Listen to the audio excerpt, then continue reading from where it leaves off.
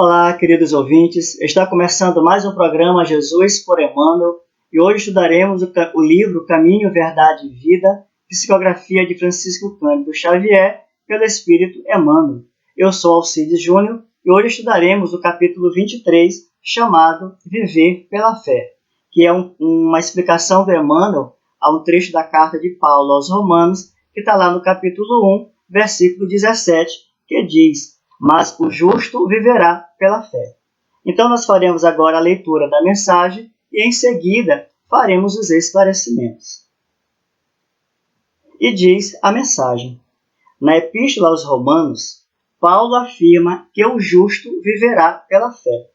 Não poucos aprendizes interpretaram erradamente a assertiva.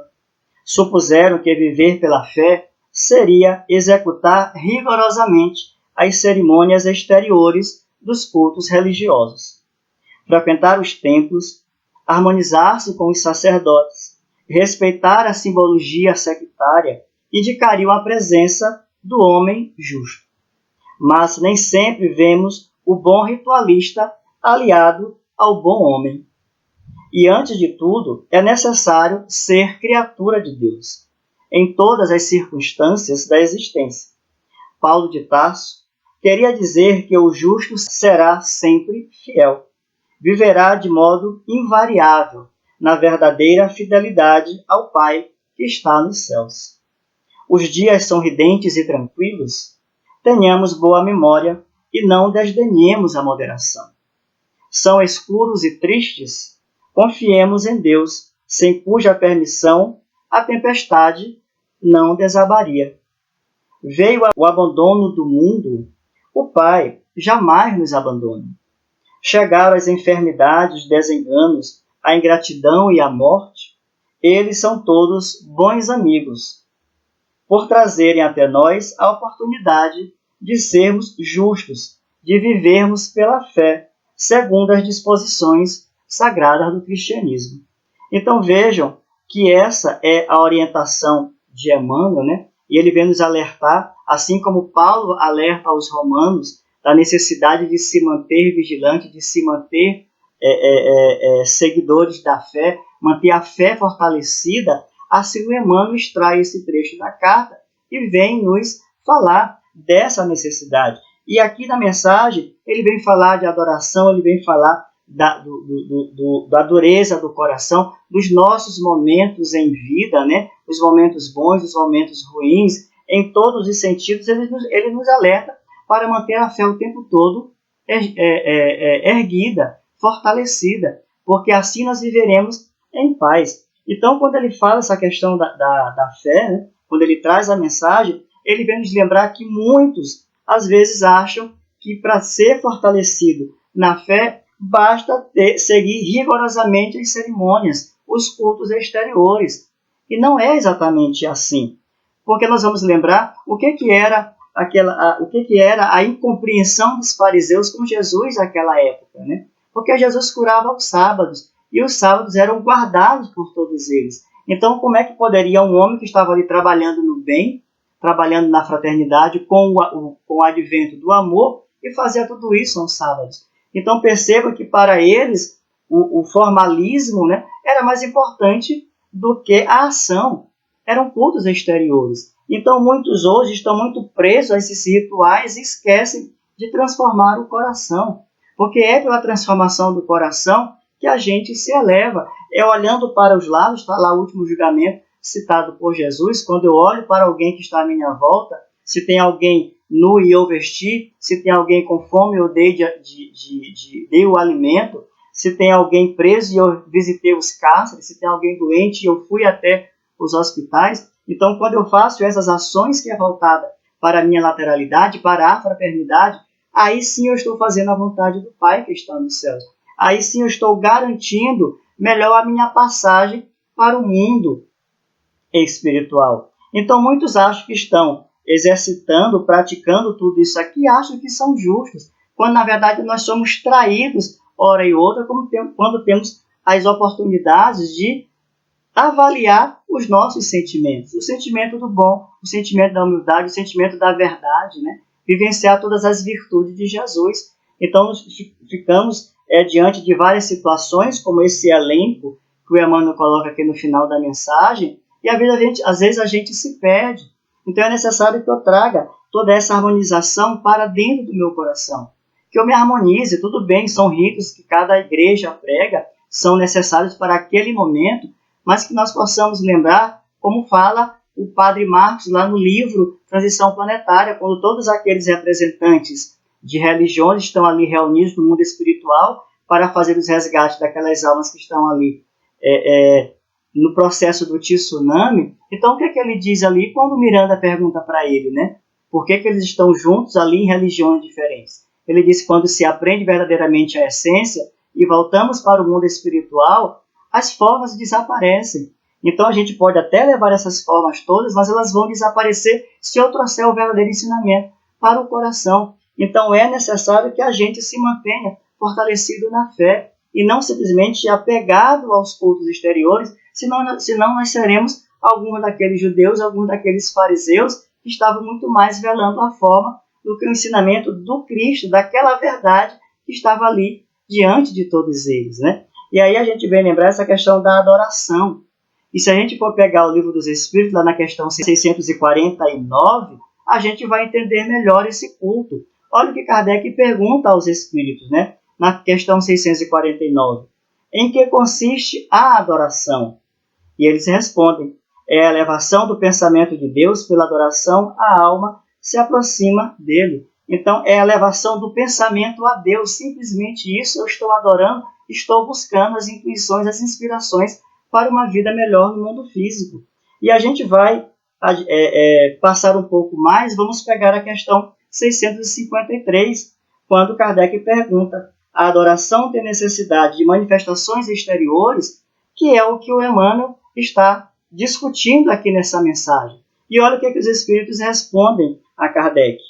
A verdadeira adoração está no coração.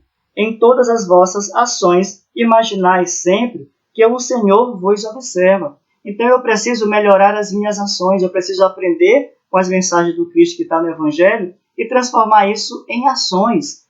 Então são essas ações e não as ações dos cultos exteriores que transformam. Porque quando eu trago esse aprendizado para o meu dia a dia, aí sim eu estou fazendo a melhor adoração a Deus, porque eu estou fazendo algo que agrada a divindade. E eu fazendo isso, trazendo isso para a minha prática, para o meu dia a dia, eu estou transformando o meu coração, que é o que importa, que foi para isso que nós viemos para o mundo de provas e expiações. Foi para melhorar o tempo todo. E aí nós vamos pegar aqui um pouquinho, lá do final da mensagem, quando o Emmanuel ele destaca algumas situações que é o nosso dia a dia. Quando ele fala, os dias são ridentes e tranquilos, tenhamos boa memória e não desdenhemos a moderação. Então vejamos que a gente, quando está no momento da alegria, da felicidade, a gente tende a relaxar a vigilância. A gente até se distancia dessa oração, se distancia dos tempos. E ele diz, calma, tenha moderação, lembre-se de como foi a sua última passagem pela dor e pelo sofrimento. Então é necessário me manter vigilante. Ele diz mais, os dias são escuros e tristes, confia em Deus. Se tu está mergulhado nessa tristeza, confia em Deus, porque Ele nunca nos abandona e sabe que sem a permissão dele não desabaria sobre nós, porque é mais um instrumento para o nosso aprendizado. Veio o abandono ao mundo, te lembra que Deus jamais abandona ninguém. Então olha esses ensinamentos maravilhosos. Chegaram as enfermidades, desenganos, a ingratidão, a morte. Tenhamos confiança no Pai. Nós já vivemos os princípios da imortalidade da alma. É necessário que a gente acredite piamente em tudo isso daqui. E aí a gente vai lembrar, quando a gente fala essa questão de quando chegar a enfermidade e a própria morte, a gente vai lembrar do André Luiz, lá no livro Nosso Lar. O que foi o testemunho que ele deu quando ele passa pelo umbral e que ele traz essa informação para a gente. Quando ele chega lá, ele se dá conta do quanto a mensagem religiosa, de como a religião fez diferença na vida dele. Então, André Luiz, no livro Nosso Lar, ele vem nos trazer um depoimento de como ele se sentiu do outro lado. Quanto a religiosidade fez falta, e quanto a sua fé estava ali abalada, que ele nem sabia se tinha, se era necessário, porque ele descobriu isso depois. E é interessante porque ele vem dizer o quanto isso faz falta. E se nós já temos esses ensinamentos, essas obras que são educativas, que a gente possa trazer isso para a nossa verdade, que a gente possa trazer isso para o nosso dia a dia. E o mais interessante é que ele faz um depoimento quando ele diz: atormentava minha consciência, preferia a ausência total da razão, o não ser. Veja que um homem culto daquele, detentor de todo um conhecimento formado, era médico. Então ele acaba chegando ali e pede para não ter a consciência, quando na verdade Jesus nos pede exatamente o contrário, para que a gente possa buscar essa verdade. Porque é através dessa verdade de Jesus que a gente se liberta.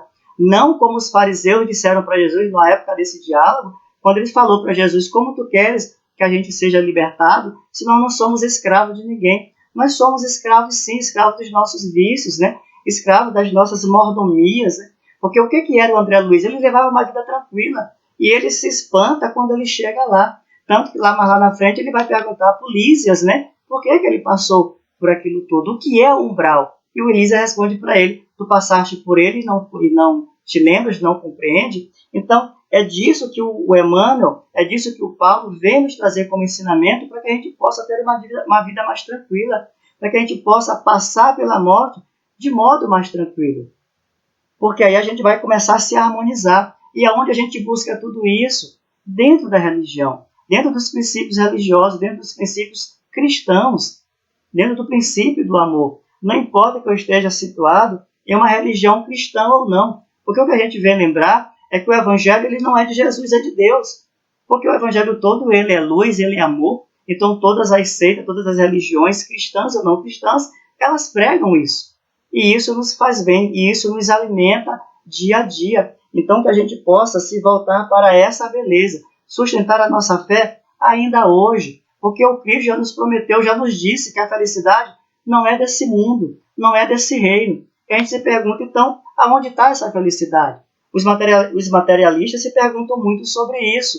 E o que o Kardec nos traz? Aí a gente vai lembrar também que tem uma pergunta do Kardec aos espíritos sobre essa questão, que ele pergunta lá na questão 1017, que diz: em que sentido é preciso entender estas palavras do Cristo? Meu reino não é deste mundo. Será que a gente já parou para se perguntar o que significa isso? Ou isso é meramente um clichê que a gente repete no dia a dia? E qual é a resposta que os espíritos dão a Emmanuel, né?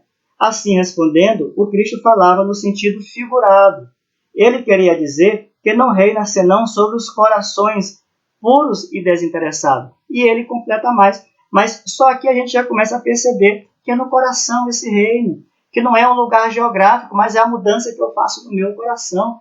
Então, onde eu vou buscar esse reino? Eu busco esse reino aqui através dos ensinamentos de Jesus, porque foi para isso que ele veio até nós. Foi para isso que ele trouxe todas essas lições, para que a gente não possa fazer como André Luiz, que chegou do outro lado, e como ele não sabia nada além daquilo, porque ele tinha a noção clara que havia desencarnado, já tinha percebido tudo isso, mas ele preferia o ignoto, ele preferia ficar na ignorância. E o Jesus disse: não, é a verdade que te liberta. Então todas essas mensagens trazidas aqui são mensagens que nos libertam, que nos dão força para caminhar, que nos dão força para chegar até onde nós precisamos chegar, que é desse reino, que é essa felicidade. Enquanto nós não conseguimos compreender que a fé nos eleva, que a adoração é para o alto, que a adoração é eu fazendo a vontade do Pai, a gente não vai conseguir sair do mesmo caminho. A gente vai ficar nesse processo daqui que o Emmanuel colocou, né? Das dores, das enfermidades o tempo todo. Nós precisamos dar saltos, né? Nós está lá a lição da semente, contada por Neio Lúcio no livro Jesus no Lar, que é a parábola da semente contada por Jesus. Nós nascemos para buscar a luz. Esse é o caminho de todas as almas que estão encarnadas e desencarnadas, buscando o aperfeiçoamento do seu progresso. Está lá a lei de progresso, que é uma lei divina. Então, meus amigos, esses eram os esclarecimentos, essa era a contribuição que eu queria trazer para o estudo do livro Caminho, Verdade e Vida. E amanhã nós estudaremos o capítulo 24, O Tesouro Enferrujado, aqui na web rádio divulgar.net. Muito obrigado.